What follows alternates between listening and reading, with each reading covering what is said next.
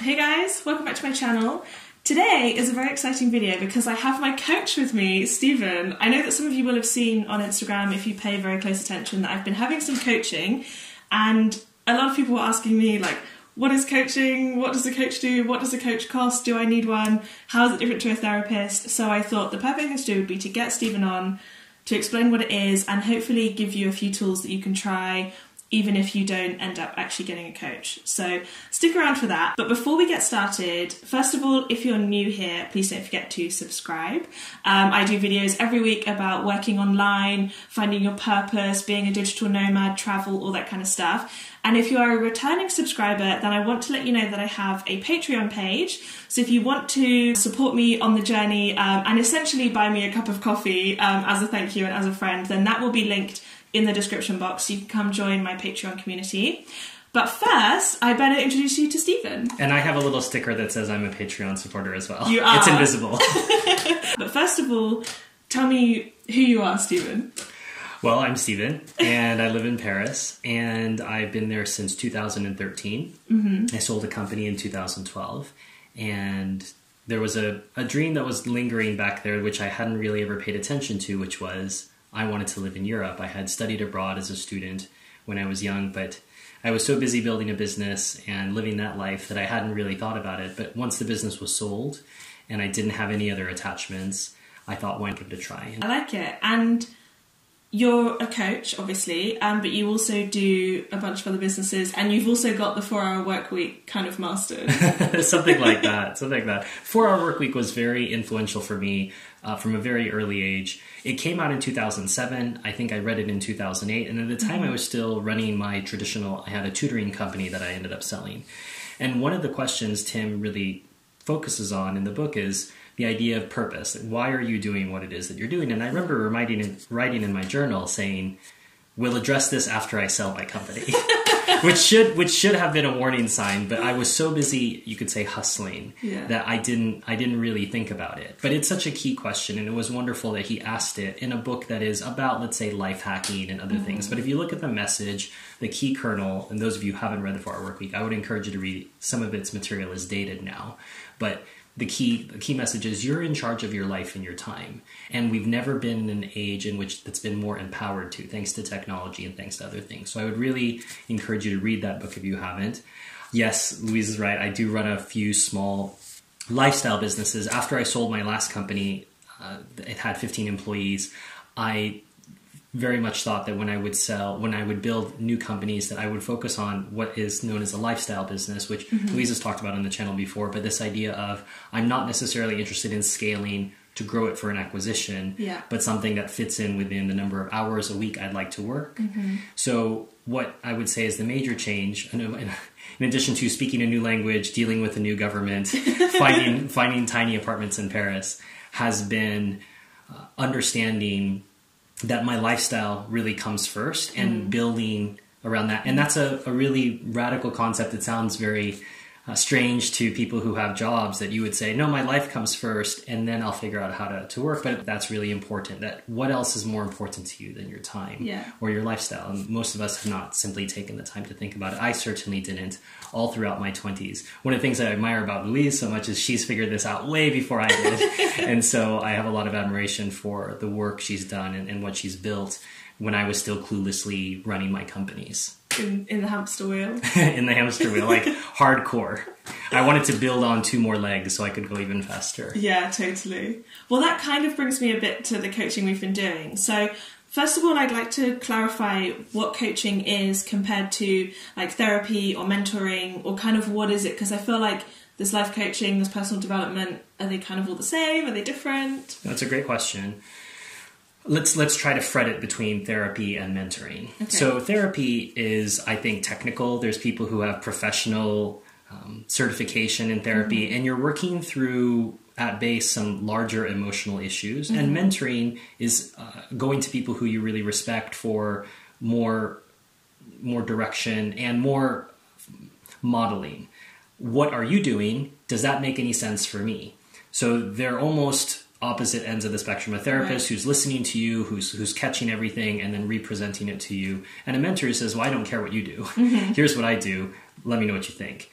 And coaching for me, I would say, falls somewhere in the middle. It's not, at least for me, I know there are other coaches who may feel differently, who may deal with it differently, but I tend to believe that coaching is about really listening to people and asking them questions that they're not normally asked. And they may be uncomfortable questions, understandably, but they are questions that get you to think about the really important things in your life. Why are you waking up in the morning? Why are you willing to make the sacrifices? Why is it that you say you want to live here or that you want to do this? And you talk about a passion. And then holding them accountable.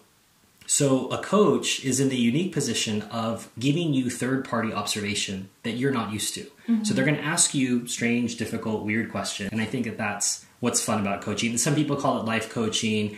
I generally use the term performance coaching in that the idea is to help you improve your performance wherever you might be. You could be an entrepreneur. You could be a person in a job.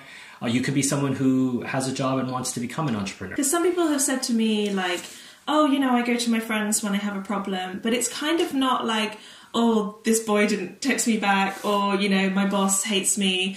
It's kind of more, why are you doing these things, and how do you distribute your time, and how do you distribute your money, and are you happy with that, and if so, fine, and if not, what are the like practical steps that, you know, you used to give me all this homework of like, what are the practical things that you can change? Like, have you tried meditation, or have you tried this budgeting app, or there's all kind of practical things. And that feels like that's what was different to just talking to a friend about it. And I think the other complicating thing about having a friend is you have history and other emotional things. They have a vested interest in what you do. Is it really easy to call out a friend, even someone who's really close? I tend to be more proactive with my friendships, so I would say yes, but that's not, my way is not necessarily the correct way for you. So I think the major advantage of a coach, again, is that third-party perspective that is not related to you either by blood or by relationship. So they can tell you, they don't care if you don't like their advice. So we did like a 10-week or kind of 12-week fixed program, which I didn't really realize was how coaching could work. I thought it was more like therapy, where it was an hour a week forever. The idea is we are working on a goal. And in the course that Louise worked on, we were working on life purpose and making sure that the things that she has in her life and the way that her time is arranged is oriented towards that. Because it's no good to know your purpose and then to have things that are actively working against your purpose. But generally, for me, 10 sessions is a good start. And possibly if Louise had said after that time, she says, okay, Stephen, I'm fine with this, but I want to work on X, on this specific thing, then I would have said, well, I think I could do that in 3 hours. Would you like to work on that? And that's my goal, is I do not want to become a therapist. I do not want an indefinite. I like to work with people who are interested in improving their lives, improving their performance, and are serious about it. They don't just talk about it. They're willing to put in the work. And there was a lot of work for you during that time period. So I guess we've kind of alluded a bit to the kind of things we covered, but I know people will be really interested in like, but what do you talk about? Like, what does it cover? And so I wanted to do a bit of a kind of list, and we did time, like work-life balance of like, how do you spend your time? So I did a kind of pie chart of how much time I spend working on like paid work or like unpaid work, like kind of future building or leisure or fitness or hanging out with friends. So we did one for time, we did one for money, like how much do you spend on rent, how much are you saving, like are you happy with that balance? And then we did quite a lot of stuff about happiness, of like, are you satisfied with your relationship with your partner or with your family, or how much time you have to spend on leisure? And that was an interesting one. We did like where you think you are in, was it 8 different areas? And then where you want to be. And for me, like fitness, I was like, you know, I'm at a 6, I'm happy at a 6. I don't want to run a marathon. I just want to be in okay shape. So you were like, perfect, fitness is all good. Exactly. And what's great about that is, and we were just talking about Gary Vee before recording this, and this idea of hustle, hustle, hustle, that is not necessarily the correct answer. That is generic advice given to everybody. But the idea that you would say, I'm at a 6, I'm comfortable with that, and if needed, we'll address it. That's very honest, and it doesn't yield to outside peer pressure that is not specific to you. Sure, great general advice, be in 8 or 9 out of 10 shape. But given all her other priorities, Louise identified, like, I'm at a 6 and I'm perfectly happy with that. And that was really, really important early on, that we were able to see, not be hostage to expectations of society. The only expectations that matter are yours, that you set for yourself. Obviously, you're informed by your parents, your family, God, if that may be the case. But what matters is ultimately your feelings on it. And I think that the fact that you, even though we were going through the coaching process, you'd started to be very, very clear on that from the beginning was very encouraging. There were lots of things where I was just like, we don't need to discuss that. That's fine. I want to focus more on like these other areas. And then the whole kind of 10 weeks like culminated in working out life purpose and like what drives you. And then I almost came up with like a motto for my life. And I know I did a video recently on mottos. This is kind of different. Which is a great video. If you haven't seen it, she'll link below. It'll be linked. Yeah, so it was kind of interesting to have just like a compass that you can filter all your decisions through. So when someone says, do you want to start this company with me? You can be like, hold please, I'm just going to check my life purpose. And it makes it really easy then to be like, yes or no, this fits. Also discussed prior to the video that distinction between what we normally ask people in the West, which is what do you do if I'm meeting someone at a party? But what's the question you would never ask that everyone would look at you like you're a weirdo if you did ask, which is, well, why do you do? Yeah. So if you say, I'm a photographer, and that suddenly establishes how you and I can interact with each other. But if you go one step further to the much more important question, which is, well, why do you do that? And the fact is, I think most people do not know the answer. Yeah. And I think that has to be considered a tragedy, mostly because we spend the best hours or the best days of the best years of our life doing whatever it is we say when we say what it is that we do. Yeah. You certainly should have the answer to why do I do? And so part of this process, it's a long one because it starts with all the groundwork of, well, where is Louise's life now, or whoever my client might be? Where do you want it to be? And how are we going to put infrastructure and support and beliefs and tools in place to make sure that you don't deviate from what you said you wanted? Yeah. Or if we discover along the way that you actually didn't want it, that you can make the adjustments necessary. So Louise, I think, pointed out that at this point, this is what her motto could be, but it could change over the years. But not knowing the answer to why it is you do what you do should alarm anybody.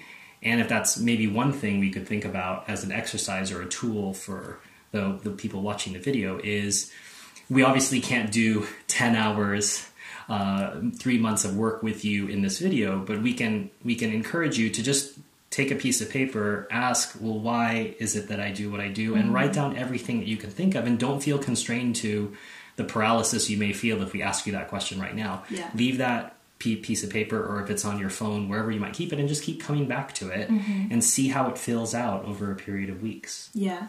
Yeah, I think that'd be a really interesting challenge for people. And ask friends and family of who are you to them, why do they think you're doing what you're doing, and that might help you hone in.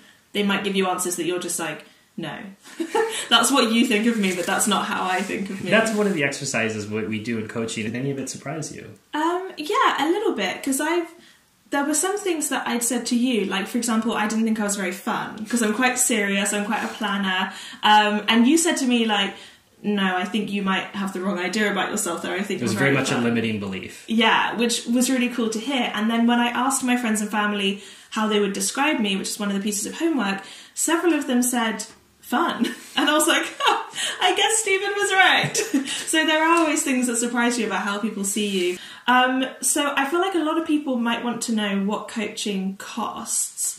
I'm sure it's kind of a spectrum. It depends who you hire. Sure. I think it's the same as any kind of coaching you might have. You might have a physical trainer. You could have someone who's coaching you for an exam that you have to take. Maybe you're becoming an accountant or a financial planner. And so it varies. You could, and I would say broadly, the range for coaching I've heard and I've seen is anywhere between $50 an hour to $500 or probably even $5,000, whatever, if you're a high level executive. But anywhere between $50 or $500 an hour, and make your own judgment. In a certain sense, yes, you get what you pay for, but more importantly than the cost, I would ask to speak to former clients of the coach and say, I'd like, because if the coach isn't willing to do that, that's a warning sign, because these are people who've paid or who've gone through the experience for one reason or another, and they should be willing to say, here's how it helped. Here's how we went through the process, and should be unafraid. And I would encourage you, however you're looking for a coach, to make sure that you ask their previous clients how the experience was. And I was thinking of it, especially if you end up paying for like a course up front, it can feel like a bit of a scary number, but to me, it was less than I would spend on like a 1 week holiday with friends, which, you know, I do multiple times a year, and I have great fun. If my friends are watching this, I've had great time on my holidays with you, but it didn't change my life. You know, it was fun, and maybe, especially if you have a job, maybe you go to like Spain for a week and you come back and you feel very refreshed for about 2 hours. Great memories. Yeah, great memories, until you see your inbox, and then you're just like immediately back to how you were before your trip. So it's certainly not going to refresh you for a whole year, let alone your whole life. So I kind of saw it in that sort of ballpark of, even, you know, depending on the cost of your coach, maybe it's a weekend away, maybe it's a month away. 3 months away, yeah. Whoever your coach is. Exactly, but some kind of expense that you would spend on a trip, which will affect you for a short time. But for me, this has affected me hopefully forever, but certainly for a long time. And with the only thing that matters, which is your time. You said to me something that I thought was really interesting about how really rich people just want more time, and that's kind of the biggest wealth of all, is to have time. Yeah, and I point that out to people who, you know, envy Elon Musk or any of these billionaires. Say they have the same 24, however rich they are, they cannot manufacture a single extra hour in the day than you have. Yeah. So you have the ability to be more time rich than a billionaire. There are many billionaires who wish that they could take more free time to do whatever else, but they've chosen a life, some more than others. I mentioned Elon Musk, but he's a bit crazy in that sense. But they would wish to have the free time that Louise and I have, that we've intentionally built into our lives. And we've chosen not necessarily... I'm pretty sure Louise could become a billionaire if she wanted to. But she's got other priorities other than money and other than becoming a billionaire. And that doesn't make her right or wrong, but it makes her in tune with what matters to her. Yeah. And a lot of the time, I think we choose other people's goals. There's if you've seen the Italian Job, the new one with I say the new one, it was like 20 years ago, with Mark Wahlberg. There was one in the 70s with Michael Caine, that there was a character, he's the bad guy, and he didn't have anything he wanted of his own with the score, so he ends up getting everybody else's gift. So one person had said he wanted an Aston Martin, so he ends up buying one of everybody else. He didn't have any imagination for himself about what he wanted to do with this money. And I think a lot of times we're guilty of living other people's dreams or borrowing. Oh, that sounds good, an Aston Martin Vanquish. I can certainly speak as someone who loves Aston Martins that sounds like a great thing, but is that really what matters to you? What's more important to you, money or time? And you might say yes, both, but if you could only choose one, and I, for example, would only choose time if I had to choose, because you can always make more money, but you can't ever make more time. Yeah. That's just a fact. Yeah. So, if you enjoyed hearing these nuggets, I'm already like, we could stay here for probably hours, but you're going to offer people a chance to speak to you? Yes, because I'm a fan of Louise and I'm a fan of this channel. I've watched almost all the videos. If you are a subscriber of the channel, so you have to subscribe on our system down below, I will give you a free phone call to discuss, or a free video chat, whatever makes more sense for you. Just send an email with the subject line Digital Nomad Girl to me with some times or ways to contact you, what time zone you might be in, and then we'll just have a chat and see. And that was something we did before we ever started coaching, because just as much as you need to find out whether we can get along and can I have a conversation with this guy for the next 3 months, I need to know whether you are serious. And by the way, this is obligation free, so if you just want to have a chat, that's fine. We don't need to coach. That's a gift I'd like to give back to the viewers of the channel. Awesome. Yeah, because I was quite... When you emailed me to say, can I coach you? I was like, you know, there's all these kind of different life coaches out there, and I didn't really know. And I went on your website and I listened to some podcasts you'd guested on, and I was like, well, maybe. But then when I heard we could just do a call, I was like, yeah, you know. And then after the half-an-hour call, I was like, don't leave me! When can we speak again? Do lots of coaches offer like a sample like that? I feel some do, maybe shorter than mine, maybe 5 or 15 minutes. Right. But I wouldn't say it's a common practice. Okay. I think for me it's important because it's a lifestyle business for me too, so I'm not just interested in coaching to coach. I want to enjoy my time. So I've made mistakes in the past of just being led by the income and say, well, if someone's willing to pay, I'm willing to do it. And I just advanced enough and matured as an entrepreneur to say, well, I don't care if you have the money. Do you have the willingness to do the work? And can I tell that about you? And I my gut is usually quite educated and informed. So if you're interested in having a coach, you can do the call with Stephen, but also if you just want to have a half an hour call, get a quick injection of help, then that's a benefit that you can get from supporting me and therefore supporting Stephen. So thank you so much for watching. Please don't forget to subscribe if you haven't already. And I will leave all Stephen's information in the description box. And I will see you guys in next week's video. Bye. Bye.